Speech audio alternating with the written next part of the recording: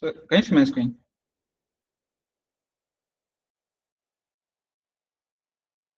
Yeah, okay. Thank you everyone. Good afternoon, everyone.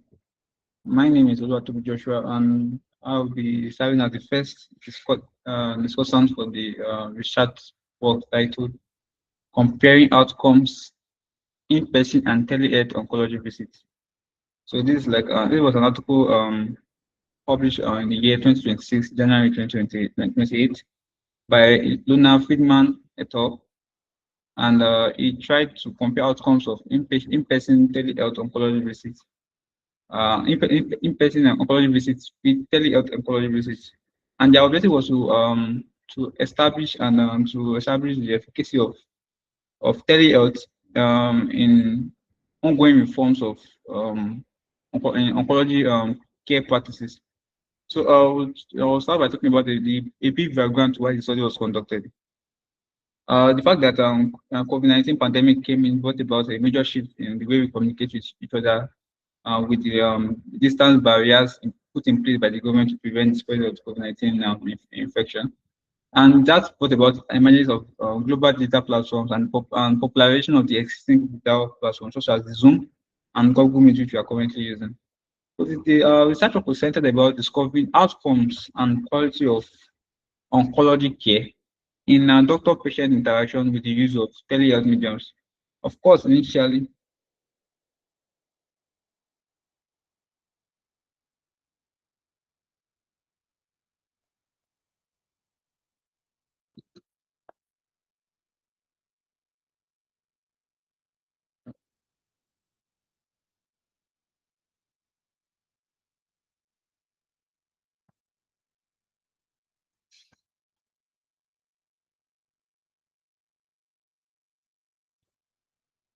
sorry, I'm trying to set up my screen once more. Okay.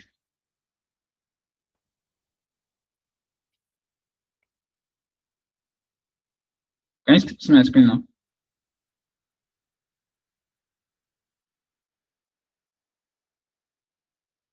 Sorry, I think let me just share it.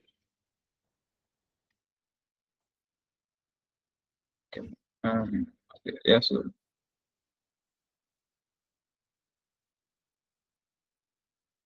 Do you mind if I share your slides for you? okay, I think it's showing now. Can you see it now? Okay, can you see it now?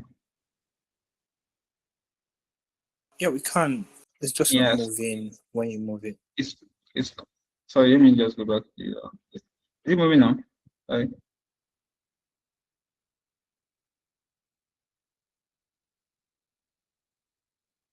I think it's better now. Yeah. So like I was saying, the post-COVID era brought about the major shift in the use of digital platforms in bridging communication gaps and distance barriers.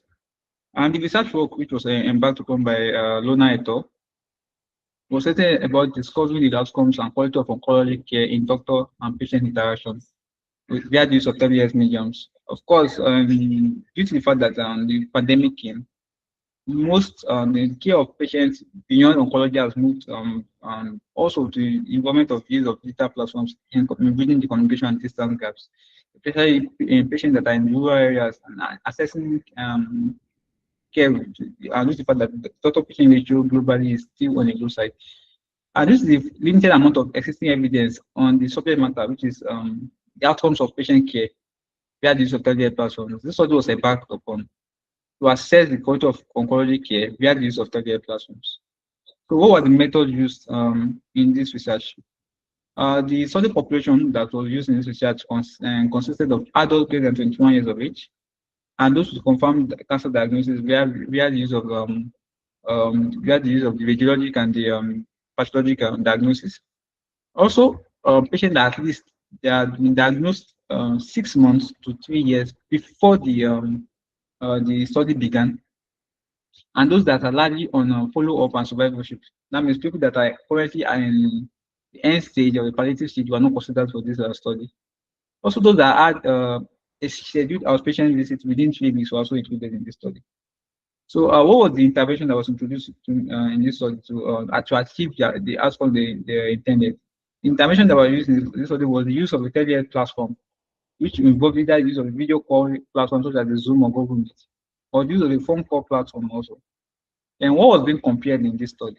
What was compared was first of all the quality of the care that was being provided via the inpatient visit or via the telehealth platform was considered, and if empathy, that means doctor-patient empathy and the doctor empathy was also examined also, and all these were examined via the use of standardized tools, and this was compared. There was comparison between the standard inpatient care and the telehealth platform also used. And what were the outcomes that were generated from just this comparison? First of all, the acute care events or the outcomes were compared. And what does it mean? What does acute care event entail? It entails unplanned hospitalizations or coming down with acute complications of the oncology and the disease in question within 7 days or within 14 days or within 30 days post clinic visit. And if they had any acute unplanned hospitalizations within that period, the outcome was compared, and we had the use of the inpatient visiting clinic or via the telehealth platform. Also, if there was an occurrence of a follow-up visit within 7 days of the initial clinic visit, the outcome was also compared. And the reason why this was brought in was because some doctors might feel unsatisfied with the use with the initial communication they had. They might schedule a 7-day visit to better assess the patient and determine any complication that is occurring, reduce the care received by the patient. Also, the patient reported quality based on demonstration of good clinical acumen. That means, of course, each medium, the telehealth medium and the inpatient visit medium have some limitations in care. But the fact that good clinical acumen was also provided by the doctor in question was also assessed, and the empathy demonstrated by the physician was also assessed. Additionally, patient privacy and communication was also measured. The fact that we use digital communication platforms poses a question of privacy. People trying to my discussion with my physician will not be leaked into the public space. These are some of the concerns that patients have normally with the use of digital platforms. So, and this was also applicable in oncology care provision. Now, what was the study design that was used for this study? The study design used for this study was the observational cohort study design. And this entails the fact that, of course, we need the exposure was the use of telehealth platforms. So we expose we expose some participants to that. Here we now observed for the outcomes of the exposure. I mean, we try to assess for the outcome which will be provided initially. These are the outcomes that we expected to see. So based on the fact that they were exposed to telehealth platform, try to look out for the outcomes of that exposure in our study population. And this study was carried out over a year period from April 2022 to October 2023. In total, of course, they had over 700 initial respondents initially because they had like the visit survey and the post-visit survey. Those that initially we had over 700 respondents which filled the pre-visit survey, but after the visit, less than 600 people filled the post-visit survey. So those were excluded from the study. And in total, after they use the inclusion and exclusion criteria, only about 487 respondents were eligible to be used as study population for this study. And of this, only 93 people, which is less than 20%, were used the telehealth platform, while over 294 people used the inpatient visit platform alternative. The meaning of the participant was 64 years. Over 62% of them were females, while 26% of them were black. And this was especially it was like a especially brought into so to ensure that there was adequate racial diversity in carrying out the research work. And one thing to know was that the response rate of the participant was 15%, which was quite low for the study. My fellow discussants will shed more light on that while talking about. The ethical approval for this study was gotten from the University of North Carolina at Chapel Hill, and consent was given verbally. So based on the research objectives, based on the exposure to the exposure between the telehealth and the inpatient care, All are the results gotten from this study conducted. And as I mentioned earlier, these were the outcomes of the study, which was the acute care events, follow-up visit, clinical outcome, communication, and patient privacy.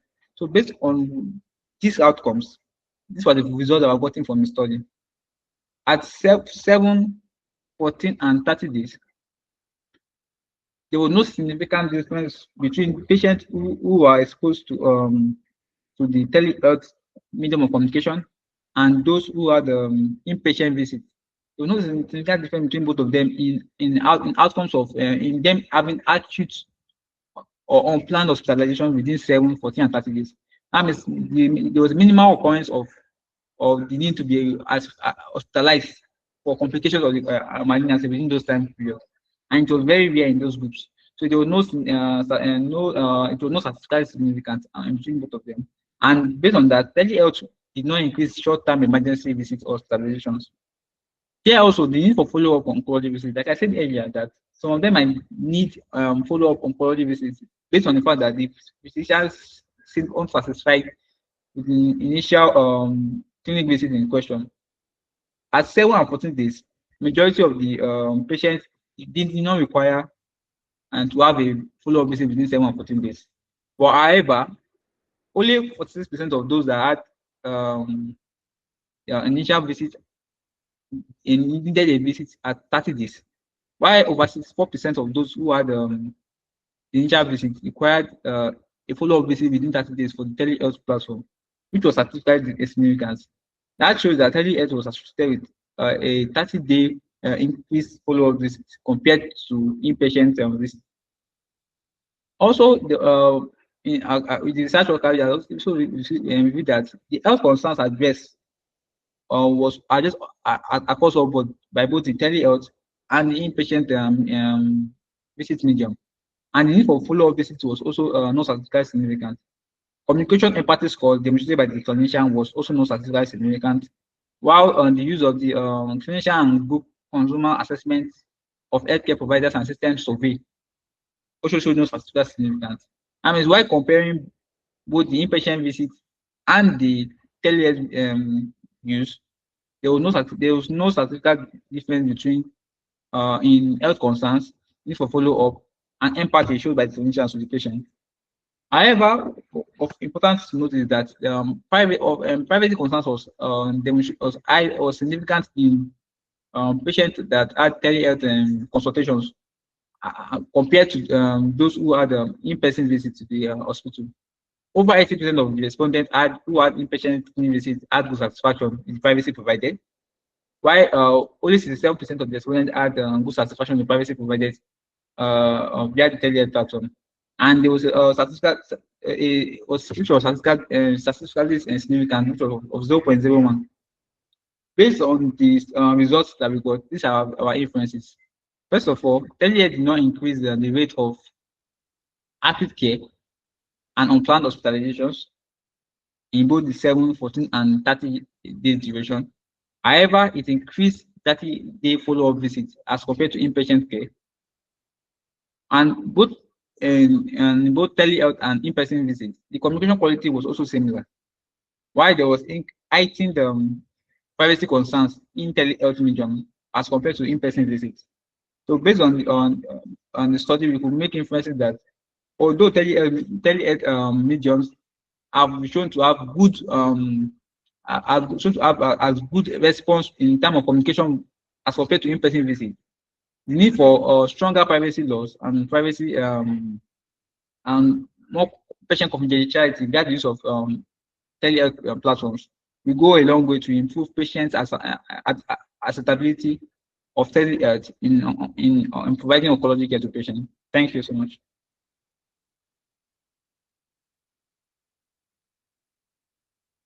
Thank you so much.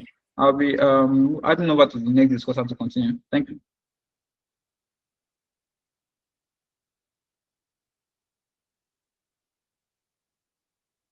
Thank you so much, Joshua. Testimony, you have the floor now. Please remember that you have 15 minutes.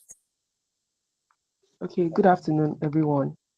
I'll be sharing my screen now. I'm Umar Testimony, and I'll be discussing on. I'm the discussant, the second discussant, and I'll be speaking on. I'll be critiquing the paper. Okay. Please give me a moment to share my screen. Okay. Please, can we all see it? Can we all see my screen?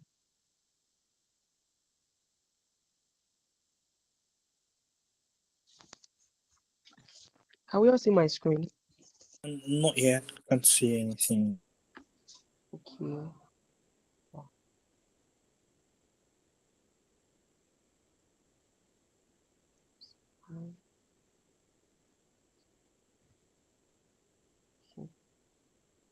How about now?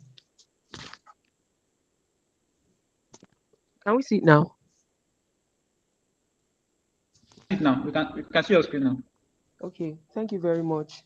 So, like I said earlier, I'll be making some critical appraisals over the on the paper. So, from the first slide, so I'll start by acknowledging what the study did well, because we need to like give credit before I need to give credit before I critique. So I would walk through each point. So first, the study said that the study states that there was a large and diverse sample, and that means they didn't just look at one hospital. They included two different health systems in North Carolina and Michigan, and with both academic centers and community clinics. So that gives us some confidence that the findings are not just from one type of setting. Also, secondly, I really appreciate that they involve patients from the very beginning. As from the slide says there were patient and family advisory boards, which means that the actual cancer patients and their families helped design the study and also develop the surveys, as well as interpret the results. And it's something we should do more here. Uh, I'll be using UCH a lot, so or other hospitals. So it's something we should do more at UCH. And can we still hear me? Yes, we can hear you. Okay, okay. So the third thing I would love to point out is that they made a deliberate effort to include black patients. From the research, like you can see that black patients use telehealth less often, and I think by oversampling black participants, they try to like understand why and ensure their findings apply to minority populations. And that's relevant to us in some way, because we need to think about who gets left behind when we introduce new technology. And lastly, methodologically, it was comprehensive because they did not just like rely on what patients said in surveys. They also linked the responses to actual medical records, so they could verify everything like the hospital admissions, follow-up appointments, and the rest. So they also looked at community level factors. They had a broadband access in each patient's neighborhood. Sorry, they had the education levels checked, and even how many doctors were available in their country. And it's actually real world evidence. It's stated in the paper that studies from 2022 to 2023 after the pandemic peak. So the survey isn't just emergency measures during a crisis. It's how telehealth actually performs in routine care. So quickly, I'll be moving to the second slide. Hope you can still see the slides. Okay. The key limitations that matter for us, the weaknesses and the bias. So we know every study has limitations, and the question is that the question is if the limitations matter for how we interpret the results or not, especially for our patients here in hospitals around us. So the first one is about the response rate. So the response rate was only 15%, and that means for every 100 patients they invited, only 15 people agreed to participate. The other 85, we don't know anything about them. They might be sicker, they might be less interested in the research, they might be busier, or even have some bad experiences with telehealth. And this somehow creates what we all know as a non-response bias, because the people who agreed might actually be the ones already doing well. Also, secondly, the telehealth sample after all the statistical adjustment was only 93 patients. And you can see that when we are making recommendations that could somehow affect thousands of patients, basing it on just fewer people, fewer than 100 people makes a person nervous because the confidence intervals were wide rather, sorry. And that's why some differences that looked big were not statistically significant. So the third bias I would love to point out is how the patients were, because 82% had some college education. From the paper, 84% were confident filling out medical forms. This somehow shows that some of some of the people were actually like they were educated on the operation of their gadget somehow. I'll call them tech savvy because they are comfortable with forms, with technology, and with the healthcare system. But then the question I throw is that how many of our patients here at UCH or even other hospitals have tertiary education? And how many of them are like confident navigating digital health? Because we need to be honest that this study population is not necessarily our own population if we like consider in the real sense of the word. Or the fourth point I would also love to point out is the excluded non-English speakers. So in Nigeria, we have multiple languages, and if that study from the paper did not even include Spanish speakers in the US, how will the findings translate to other ethnic groups like we have in Nigeria, like Yoruba, Igbo, or Hausa speaking patients? So without wasting much time, um, the short follow up, which was 30 days, cancer doesn't actually like how would I put it? Cancer doesn't respect 30 days because if one misses a subtle sign of progression on a video call, the patient might not show up with obvious symptoms until 3 or 6 months later. And this study, this study from the paper, I would have missed that completely. Next one is no measure of visit complexity. Can't tell which visits should be telehealth.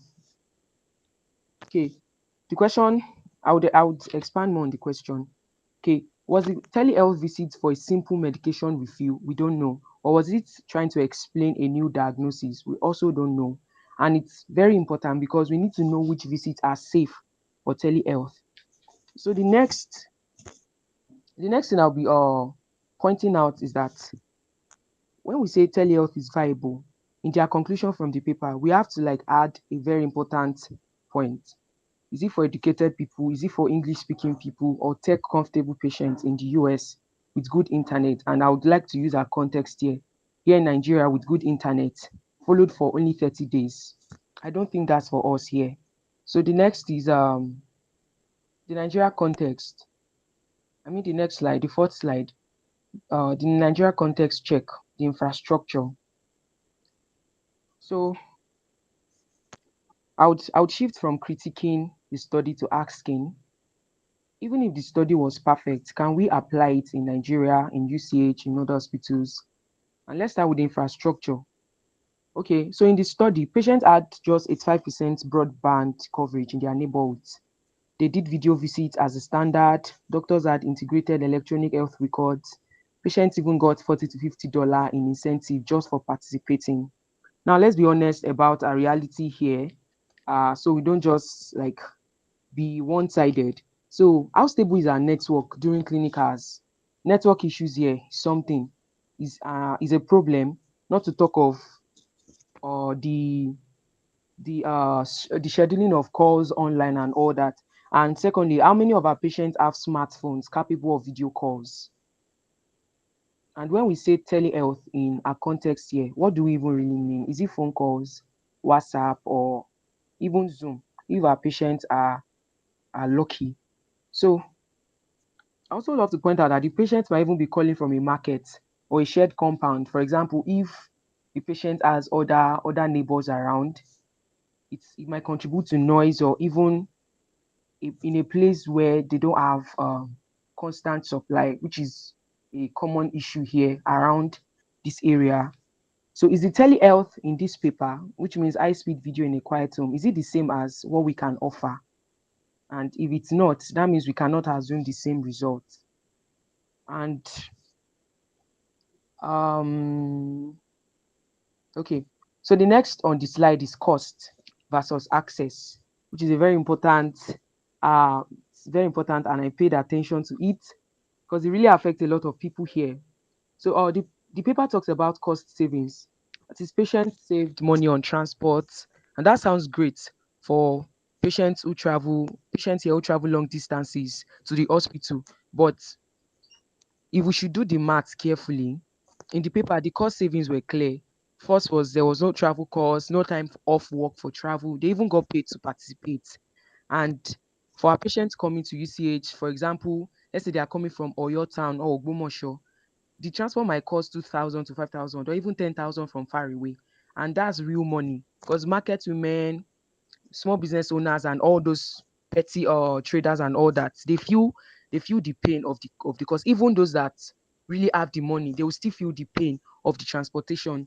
But here's the catch: a 30-minute video call might need 500 MB, just citing examples, to 1 GB of data, and that's like 500 to 1,000 from their pocket. And if they need multiple video calls before being seen physically, it adds up.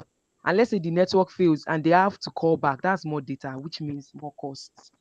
So what I want us to think about is that a patient from Ibadan City might save money with telehealth, while a patient from a rural area with poor network might end up paying more because they travel anyway or when network fails, and they have to spend money on failed call attempts. And now that is on the patient side. Who pays for the doctor's data? The study doesn't mention um the study didn't like pay attention to the doctor. It was just like somehow patient focused. For example, now in UCH, is the hospital providing data for consultants and residents to do this course, or are we using from our own pockets? So I would be talking about the patient's preference and culture next. So this really matters for us because medicine is not just about exchanging information. It's about healing, relationship, trust, and love in some forms. And let's look at what the study found about how patients felt. So in the study, patients with telehealth had significantly more privacy concerns because 80% of in-person patients felt privacy was appropriate, but only 67% of telehealth patients. Under the communications, we saw things like there are things like did the doctor listen, show respect, spend enough time, because that's part of the patient care. Because there's this sort of connection patients feel around the person treating them, and we're all where all the like all everything they experience, was it like worth their time? Because from this paper now we can't state if it was statistically significant in this small sample or if it's consistently lower. And also family involvement dropped from 63% to 55% with telehealth. To translate it to our own context here, if I'm to ask a honest question now, in in our culture here, we know how people feel about family and all that, and now especially old people, even people in their like let's say mid 40s or early 50s or within that range of age, there's this mental attachment. There's this tendency for them to like feel abandoned if their family members are not around. And in that kind of like scenario, there will be the question of if their doctor really cares for them using telehealth. So now for many of our patients, the handshake really matters. It's not even just a greeting, it's like a connection, and it's like they are being respected. And the physical examination, even if it's just like pressing the abdomen or even feeling for lymph nodes, it's proof that the doctor has done their job thoroughly. And just to point that family is central. In our clinics, we often have the patient plus daughter, the son, the nephew, neighbor, blah, blah, blah. They all want to hear. But on a video call, the family might be in the next room or not even involved at all. So talking of privacy at home, many of our patients' home, there's no private room. Neighbors are around, like I stated earlier. Children are playing. The market is noisy outside for those who are in the market. Now, can a woman discuss her breast concerns freely in that environment? I mean, a woman with breast cancer, can she discuss something like that, something personal, freely in that environment? So that's a question I'd love us to like reason out. So now, if I make an example with my grandmother now, if my grandmother trusts a doctor she only saw on a phone screen, would she trust the doctor she sees on a phone screen? And even if she sees the person with a stethoscope or everything, any person can use a stethoscope. So the trust issue is very, very important. So from the study, some patients felt less privacy with telehealth, but in our own context here, that concern might be even very like broader, not just about confidentiality, but about whether real care happened at all. So the next slide, I'll be talking about the verdict. Should we offer more telehealth at UCH or at Aba Hospital? Sorry, I cannot recollect the name of the hospital. So after all this critique, my bottom line is this: should GCH invest much more in telehealth, or should we just be cautious?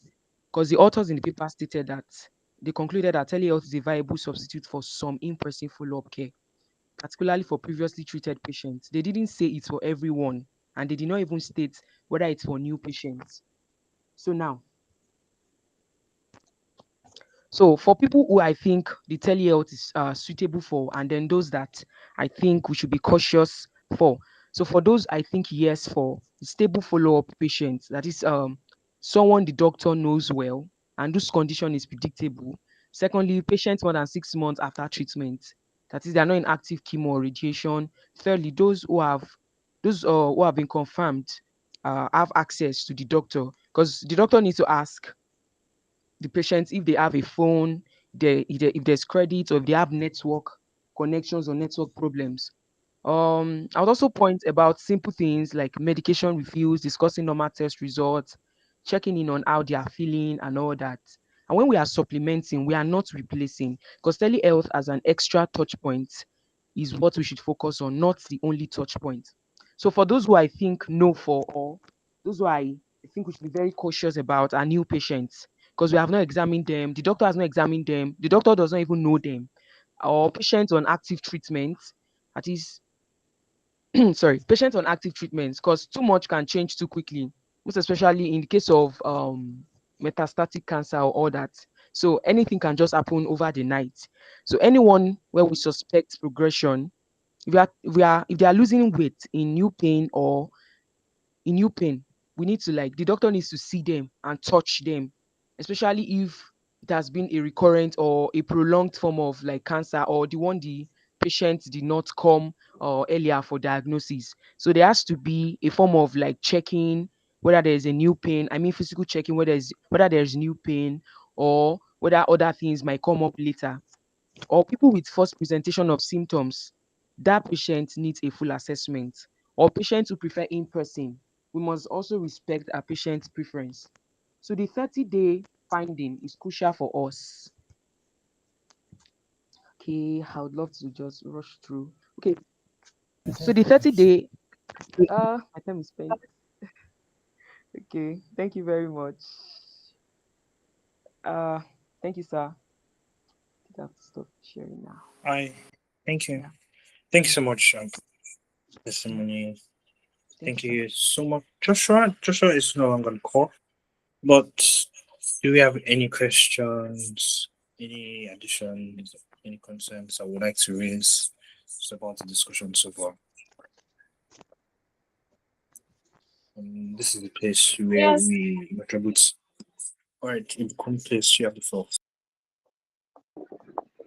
yes, good afternoon. Good afternoon, everyone. Well done to the presenter. Thank you for that job well done. So I have a few questions. Sorry about the background noise. I have a few questions about the paper, like things that I read and the questions that I have to learn. So about the monetary gain that was attached to like the filling of the surveys, I I want to ask you, is that a form of like, I don't know if that's going to cause a kind of bias where, I mean, when you've been giving money for something, you are prone to, say favorable things. And I think that's why the results of like the telehealth visit versus the inpatient visits was similar. And also, when they say similar, I'm not sure I read anywhere in the paper how they defined what they meant by similar. Also, the categorization of the respondents as black and non-black, is that how it should be? Should it be black versus non-black? Because there are other races that are not black, that are not non-black rather.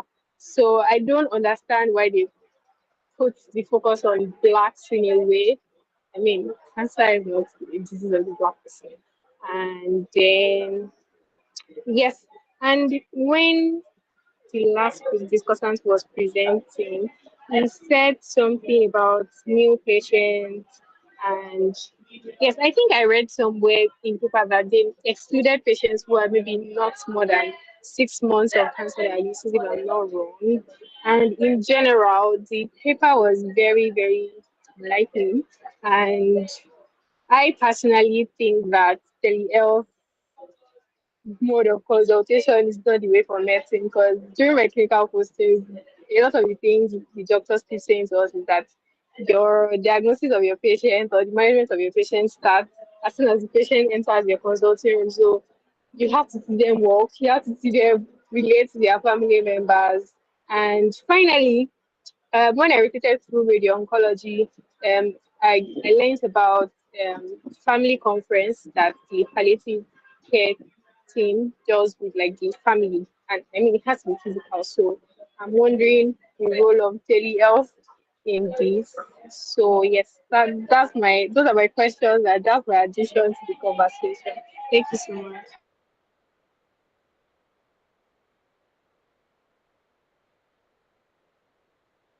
Do you want to take the questions?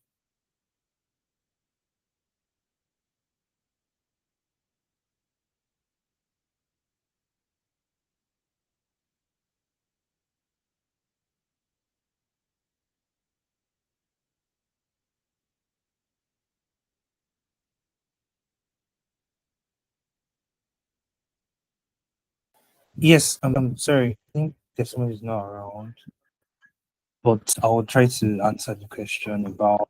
I'm around. Sorry, sir. Oh, sorry. I didn't. Yeah. I didn't ask the questions. I thought the questions were like a general thing. I didn't. I sorry. I'm very sorry. Okay, you can. I thought you wanted to say something and then you like say something. Okay, I thought the question was like for everyone or something. Yes, I didn't know somebody I else can was to say. answer. Okay. But yeah, I didn't get my part. I had she mentioned my name, but I couldn't like I didn't get the question she asked. If she can please like recap my part. I didn't really understand what she asked. All right, I'll do that. While I'm not sure if the question is addressed to you, but yes. So my question was about the categorization of respondents as black and non-black. I'm asking that why is that? Because they're like other races, and I